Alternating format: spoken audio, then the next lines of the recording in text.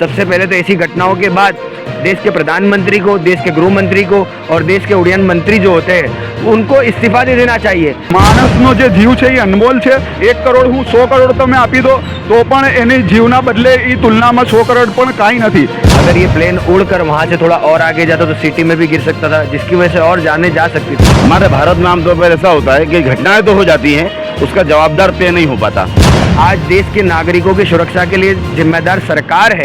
तो हम एक ही बात कहना चाहेंगे कि जितने भी प्लान है उन सारे प्लानों की भी जांच होनी चाहिए कि उसके अंदर क्या क्या खराबी है, ताकि दोबारा कोई ऐसा हादसा यहाँ पर अहमदाबाद के अंदर क्या कहीं पर भी ना हो।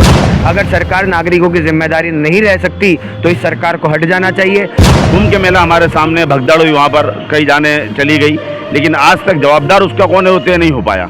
आप एक देश के गृह मंत्री है, आपको उन चीज़ों की जांच करने के बाद पूरा जो डेटा है, जो पूरी हादसे की डिटेल पूरी देश के नागरिकों के सामने रखनी चाहिए।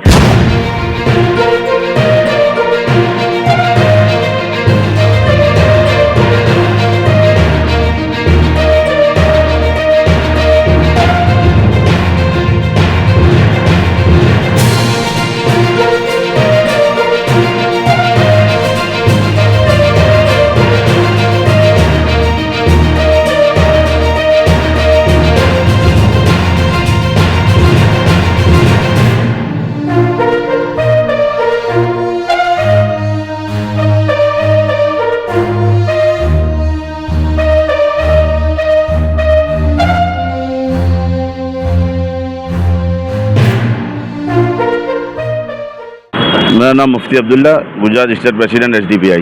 देखिए, ये घटना बहुत दुखद है और जिस हिसाब से कल खबर मिली और उसके बाद से SDPI की टीम सिविल पहुंची है और रात तक जो भी हेल्प हो सकती थी SDPI की टीम ने वहां पर की है।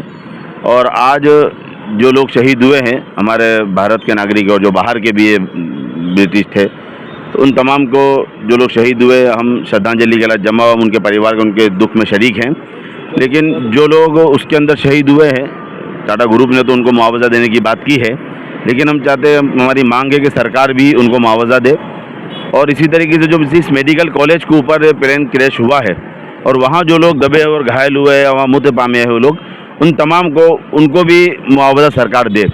और दूसरी बात हम मांग ये रखेंगे सरकार के सामने कि जो भी घटना इस तरीके से होती है, सरकार जितना जल्दी हो सके उस पर एक तपास करे और कौन उसका जिम्मेदार है उस जिम्मेदार को ठहराए। हमारे भारत में आमतौर पर ऐसा होता है कि घटनाएं तो हो जाती हैं, उसका जवाबदार तय नहीं हो पाता।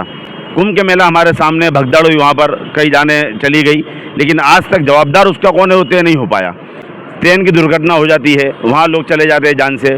अभी प्लेन क्रैश हो गया और एयर इंडिया के तो और भी बहुत सी ऐसी रिपोर्टें आई है पहले कि उसमें टेक्निकली खराबी आती रहती है। तो इस सब चीज़ों का जवाबदार कौन है? हम दूसरी चीज़ों में तो विपक्ष को ढूंढने लगते हैं, लेकिन जब ये चीज़ें खुद सरकार के नाक के नीचे होने लगे और जिन ग्रुप्स को सरकार ने ये चीज़ें दी है, जब वहाँ से फॉल्ट आते हैं तो उसके ज़िम्मेदार कौन है? और 11 साल पुरानी फ्लाइट उड़ाई जा रही है जिसमें सुविधा नहीं है। एक वीडियो जो वायरल हुआ है जिसमें AC भी ठीक नहीं है, मतलब उसके पुर्जों में से आवाज़ें निकल रही है। तो ऐसी और फिर हवा में उड़ाया जा रहा है इतने सारे यात्रियों को उसमें भर कर, तो उसमें पूर्व CM भी थी सबसे बड़ी, तो उनकी बात हो रही। तो ये चिंता का विषय है और बड़ी दुख की खबर है। तो इसमें सरकार से एक ही मांगे कि इसमें जितना जल्दी हो सके तपास की जाए और जो भी जिम्मेदार उस जिम्मेदार को ठहराया जाए कि घटना का जिम्मेदार है कौन और ये हुआ क्यों है। घटना को सिर्फ घटना के अगर छोड़ ना दिया जाए, हम ये कहें कि घटना हो तो ठीक है, घटना तो हम भी मानते हैं घटना है, घटना का जिम्मेदार कोई तो होगा। टेक्निकलों ने क्या रिपोर्ट दी, इंजीनियरों ने क्या रिपोर्ट दी, NOC हवाई जहाज चलाने से पहले दिया गया नहीं दिया गया, वो तमाम रिपोर्ट हुई नहीं, उस तमाम की एक जांच होनी चाहिए। उसके बाद जिम्मेदार इसमें तय होना चाहिए, हमारी सरकार से मांग है। मैं SDPI गुजरात से स्टेट ट्रेजरर हूँ जी। बहुत बड़ी दुखद घटना अहमदाबाद के अंदर कल हुई। कल जैसे हमको पता चला, हमारी टीम अहमदाबाद की पूरी वहाँ पर मौजूद थी, तो जिस तरीके से लोगों की मदद हो सकी हम लोगों ने, हमारी टीम ने मदद भी की। और हम एक ही बात कहना चाहेंगे कि हम परिवारों के दुखों के साथ में हमारे तरीके से खड़े हैं। और जितने भी ये मामला हुआ, जो प्लेन क्रैश हुआ, उसके अंदर एक जांच एजेंसी बिठानी चाहिए। इसके पहले भी कल एक डिबेट के अंदर एक आदमी को बिठाया गया था न्यूज़ के अंदर, और हम लोगों ने देखा कि वो आदमी ने आज से थोड़े दिन पहले तकरीबन यही विमान के बारे में ट्वीट किया था कि इसका AC काम नहीं कर रहा है, इसके अंदर बहुत सारी चीज़ों की खराबी है। और उसके बाद वो आदमी वो फ्लाइट से उतर गया। अब इसे उसके बाद ये हादसा ये फ्लाइट के अंदर होना, ये बहुत चिंता का विषय है। कि वो आदमी ने कितने टाइम पहले किया था। तो हम एक ही बात कहना चाहेंगे कि जितने भी प्लान है उन सारे प्लानों की भी जांच होनी चाहिए कि उसके अंदर क्या क्या खराबी है, ताकि दोबारा कोई ऐसा हादसा यहाँ पर अहमदाबाद के अंदर क्या कहीं पर भी ना हो। और जितने लोगों की मौतें हुई है, हम परिवार के साथ में हर तरीके से खड़े, और जो हमारे विदेश के जो नागरिक यहाँ पर आए थे उनकी मौतें हुई, हमारे तरीके से उनके साथ में, उनके दुख के साथ में हमारे तरीके से खड़े हैं। मेरा नाम Abraruddin Punjabi, SDPI Gujarat state member. देखिए, सबसे पहले तो दुख की बात है, चाहे वो कोई भी हो, पूर्व CM हो या आम नागरिक हो, मरने वाला इंसान ही थे। हम तमाम इंसानों के साथ खड़े हैं और इंसानियत के लिए आज यहाँ पे खड़े हैं। Social democratic party of India जब से ये घटना घटी उस वक्त से तमाम तरीके की मददें कर रही है, लेकिन जिस तरीके से ये प्लेन जो क्रैश हुआ है, कहीं ना कहीं ये एक बहुत बड़ी घटना हो सकती थी। अगर ये प्लेन उड़कर वहाँ से थोड़ा और आगे जाता तो सिटी में भी गिर सकता था, जिसकी वजह से और जाने जा सकती थी। लेकिन घटनाएं कब तक होती रहेगी?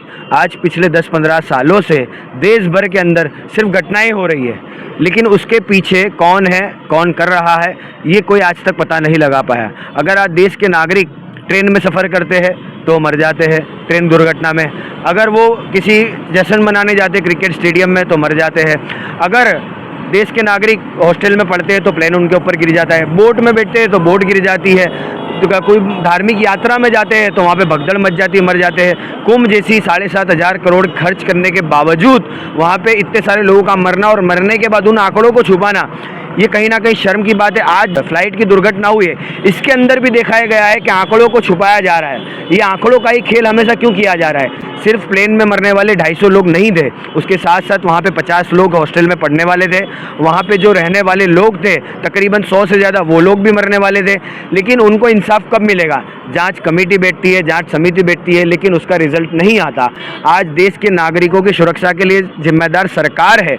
अगर सरकार नागरिकों की जिम्मेदारी नहीं रह सकती तो इस सरकार को हट जाना चाहिए। सबसे पहले तो ऐसी घटनाओं के बाद देश के प्रधानमंत्री को, देश के गृह मंत्री को और देश के उड्डयन मंत्री जो होते हैं उनको इस्तीफा दे देना चाहिए। लेकिन शर्म की बात है कि आज वो जिस तरीके से स्टेटमेंट दे रहे हैं कि भाई ईंधन ज़्यादा था, ये था, ये कोई स्टेटमेंट नहीं है।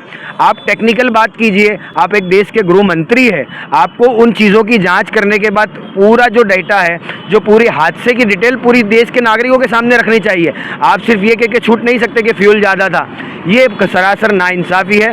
हम देश के जो लोग इस दिन हादसे के अंदर मरे हैं उन तमाम के परिवारों के साथ थे, और जब तक उनको इंसाफ नहीं मिलता तब तक SDPI उनके साथ खड़ी रहेगी। मेरा नाम अमीन अजमेरी, मैं जमालपुर से प्रेसिडेंट हूँ SDPI से, और हम लोग यहाँ पर श्रद्धांजलि देने के लिए आए। जिन लोगों ने अपनी जान गंवाई है उनके लिए हमें बड़ा खेद है और बड़ा दुख है। और मैं जनता से આપણા ગુજરાતની જનતાને અને વિશ્વભરની લોકોને હું એમ જ કહેવા માંગીશ કે માણસ જે છે એ ભૂલને પાત્ર છે, પણ વારંવાર ભૂલ થવી એ એક વિચારવાનો વિષય છે। કેમ કે આપણી મનપસંદ સરકાર હોય, આપણી વિચારધારાની સરકાર હોય, પણ તો પણ આપણે જો વારંવાર એક ઘટના થતી હોય, એક જિમ્મેદારી જે વ્યક્તિ જે જિમ્મેદાર છે આપણા, એ લોકો જિમ્મેદારીપૂર્વક પોતાની જવાબદારી ના નિભાવી શકતા હોય તો એમના સામે સવાલ આપણે ઊભો કરવો જોઈએ। સૌથી પહેલાં તો રાજકોટનું તમે જોયું કે રાજકોટમાં અગ્નિકાંડ થયો, મોરબીમાં પુલ તૂટી ગયો, એના સિવાય વડોદરામાં નાના નાના ભૂલકાઓ પોતાનો જીવ ગુમાવ્યો, કાંકરિયાની અંદર રાઈડ તૂટી। આ બધી જે ઘટના છે એ લોકોના ઉપર આપણે સવાલ ન ઉપાડ્યા, એના કારણે આ એક બીજી મોટી દુર્ઘટના થઈ છે। જો આજે પણ આપણે ચૂપ રહીશું અને સવાલ નહીં ઉપાડીએ તો આગળ ન જાણે ખબર નહીં કેટલા નિર્દોષોએ જીવ ગુમાવવો પડશે।